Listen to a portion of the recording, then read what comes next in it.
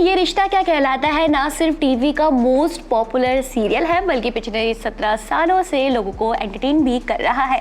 लेकिन अब ये एक बार फिर अपने बड़े बदलाव की तरफ बढ़ चुका है। सीरियल में 5वें जनरेशन और एक नए परिवार की एंट्री हो गई है। यहाँ तक कि अरमान अबीरा की बेटी मायरा की लाइफ में भी प्यार की एंट्री का हिंट दे ही दिया गया है। मम्मा पापा, ये कबीर है जिससे मैं शादी करना चाहती हूँ। लेकिन असली सवाल ये है, क्या प्रोड्यूसर राजन शाही इस बार जनरेशन के लिए कुछ नया लेकर आएंगे या फिर वही पुराना फॉर्मूला रिपीट होगा? इस पर बात करेंगे, लेकिन पहले जल्दी से समझ लेते हैं चारों जनरेशन की स्टोरी लाइन को।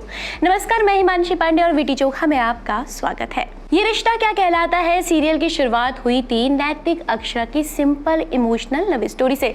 दो पारंपरिक मारवाड़ी परिवारों के बीच अरेंज मैरिज। शुरुआत में रिश्ता सम्मान और समझ पर टिका था, लेकिन धीरे धीरे दोनों में प्यार हो गया। ये ट्रैक इमोशनल था, सिंपल था और फैमिली वैल्यूज पर फोकस था। फिर आई दूसरी जनरेशन, नायरा और कार्तिक की। अक्षरा नैतिक की बेटी नायरा की लव मैरिज हुई। यहाँ से ड्रामा कई गुना बढ़ गया। पहले दो बहनें एक ही लड़के से प्यार करती हैं, लेकिन सीरियल की हीरोइन तो नायरा थी ना, तो अंडरस्टूड है कि हीरो भी उसी को ही मिलेगा। दोनों के बीच गलतफहमियां, ब्रेकअप, पैचअप का सिलसिला चलो ये तो डेली सोप है तो थोड़ा ड्रामा तो चलता ही है। लेकिन फिर राजन शाही ने कुछ ऐसा कर दिया जिसने सीरियल में इमोशनल कनेक्शन ही जोड़ दिया। नायरा और कार्तिक का तलाक करवा दिया, ये भी ठीक था, लेकिन हद तो तब हो गई जब एक बार तलाक फिर शादी, फिर तलाक फिर शादी का सिलसिला शुरू हो गया। फिर भी ये सीजन खूब पसंद किया गया और आज भी लोग नायरा कार्तिक की लव स्टोरी को काफी याद करते हैं।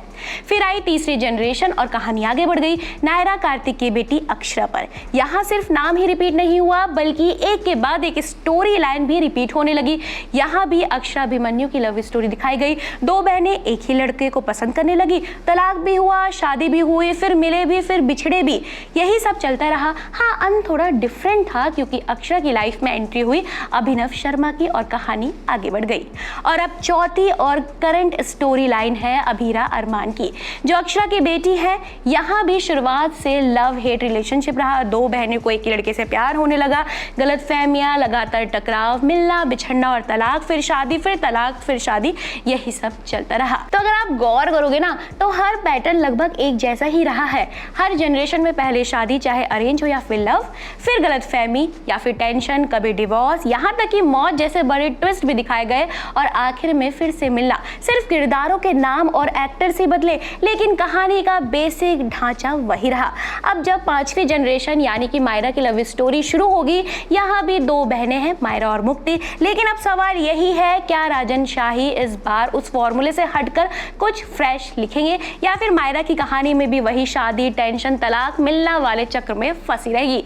हम तो यही कहेंगे, राजन जी कुछ नया लेकर आइए, क्योंकि इस बार आपका फोकस जेनजी वाली सोच पर है। तो हमें नहीं लगता कोई भी जेनजी तलाक, फिर उसी से शादी, फिर तलाक, फिर उसी से शादी करने के लिए तैयार भी होगी।